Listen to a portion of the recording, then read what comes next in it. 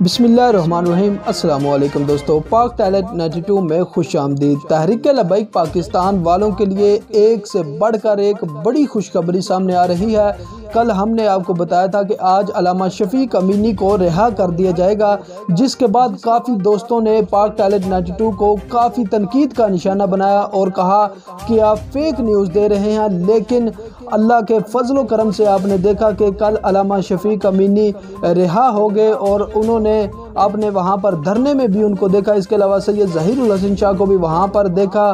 ہم تب تک آپ کو کوئی خبر ایسی نہیں دیتے جب تک اس کی تصدیق نہ ہو جائے، تو اب خفیہ ذرائع سے یہ خبر سامنے آ رہی ہے کہ علامہ فاروق الحسن کو رہا کر دیا جائے گا۔ اہم ذرائع سے یہ خبر سامنے آ رہی ہے کہ تحریک لبیک پاکستان کے مجلس شورا کے اہم رکن علامہ فاروق الحسن کو رہا کر دیا جائے گا۔ تو ناظرین، جیسے ہی رہائی ہوگی سب سے پہلے اسی چینل پر آپ کو بتایا جائے گا۔ یہ آپ کا اپنا چینل ہے، اس کو زیادہ سے زیادہ سبسکرائب کریں، لائک کریں اور شیئر کریں۔ اللہ حافظ۔